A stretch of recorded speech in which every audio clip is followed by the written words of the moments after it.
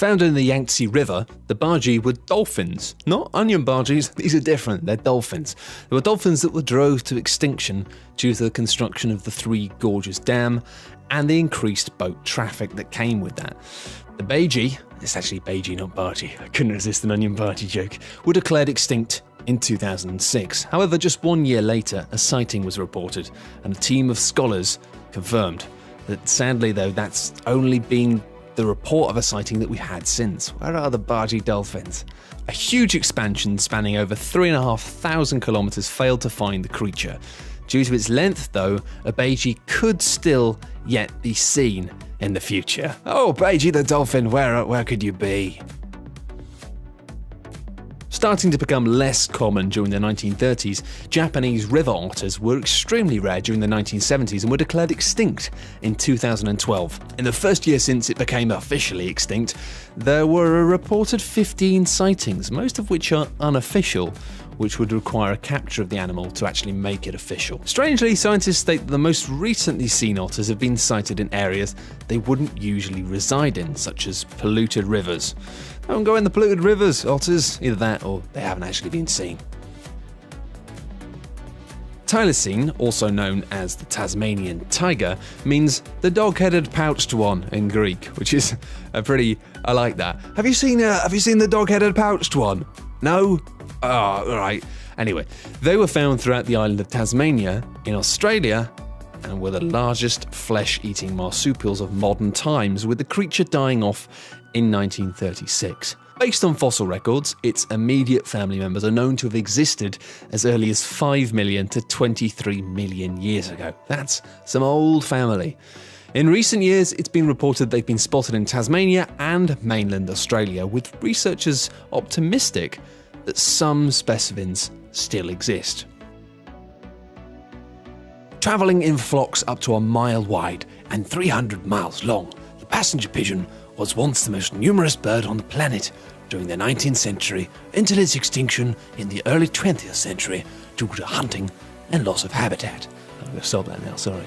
The passenger pigeon may constitute 25 to 40% of the total bird population of America at one point.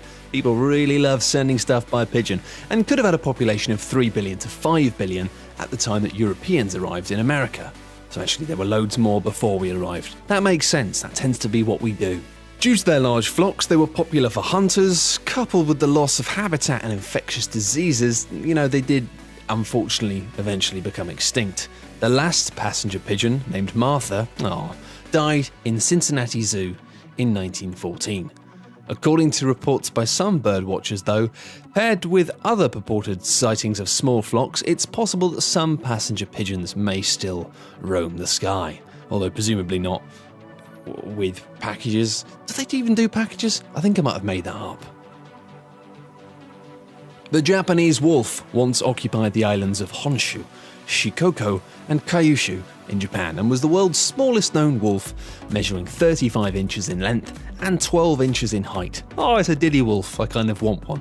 Its population began to decrease in 1732 when rabies was first reported in the latter two aforementioned regions, with the virus possibly being transferred by domestic dogs. Oh, dogs.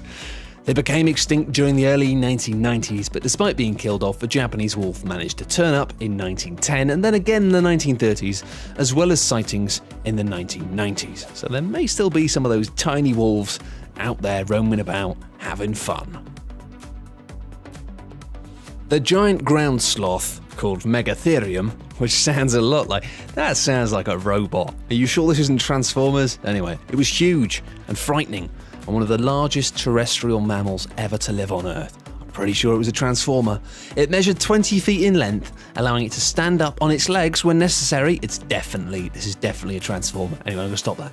The slow-moving herbivore was unfortunately driven to extinction by early humans in South America, when it was hunted 10,000 years ago. In the deep jungles of South America, however, there are stories of a terrifying creature called the Mapinguari. This monster is said to stand 10 feet tall or more, featuring massive backward-facing claws and a mouth on its belly. Sounds ludicrous, but these are qualities that may actually match up with the giant ground sloth, Megatherium.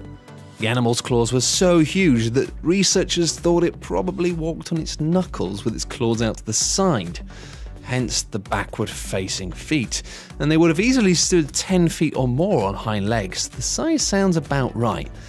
As for the mouth on the belly, researchers say this could be indicative of the scent gland that many sloths possess.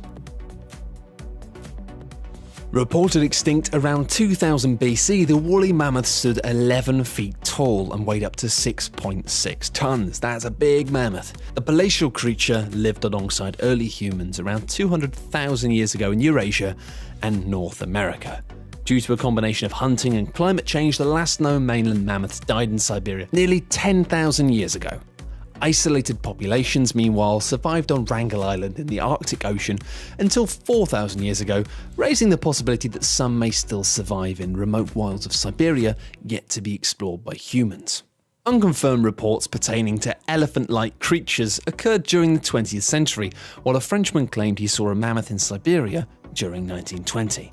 To add further credence to its possible existence, as late as 1948, frozen mammoths were discovered with meat still fresh.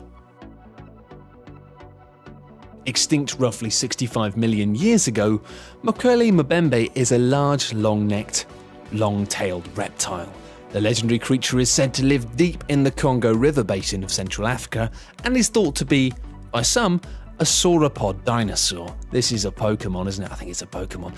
While reports have been circulating for the past 2 decades, skeptics point out that no photograph or physical evidence has yet to be found. However, William Gibbons, an explorer, conducted expeditions deep into the Congo and was told that pygmies, a local tribe located near Lake Tele, ended up killing one of the Mokele mbembes in 1959.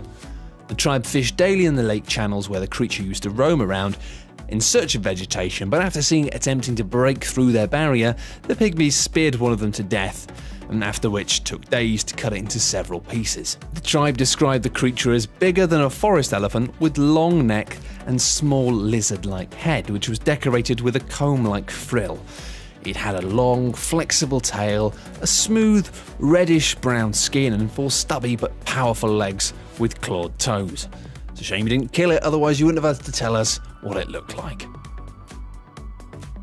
Plesiosaurs were marine reptiles that lived during the time of the dinosaurs. There were several different types, all shapes and sizes, whichever kind of dinosaur you fancy. The ones we're most familiar with are the long-necked, big-bodied animals with flippers.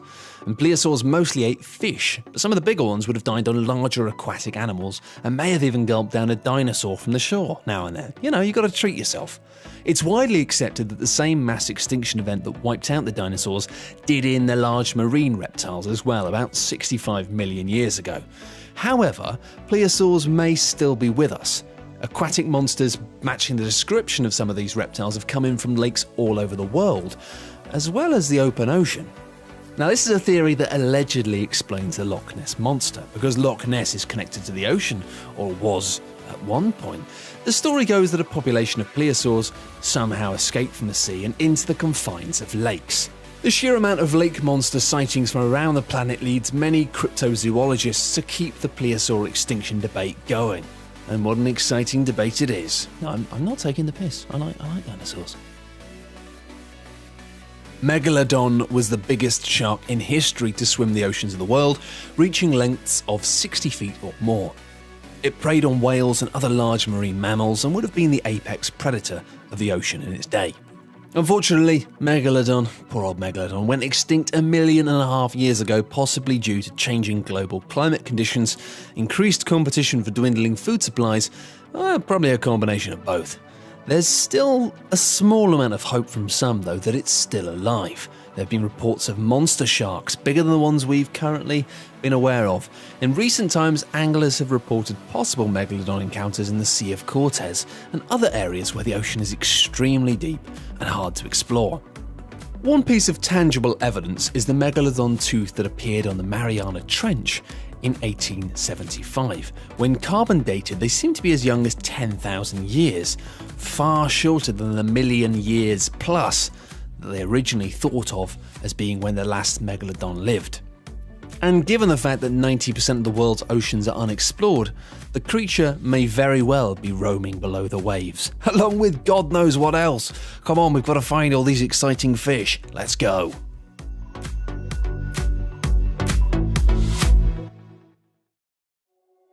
Thanks everyone for watching, hope you enjoyed the video. For more top 10 lists, be sure to subscribe by clicking on the button that you can see now.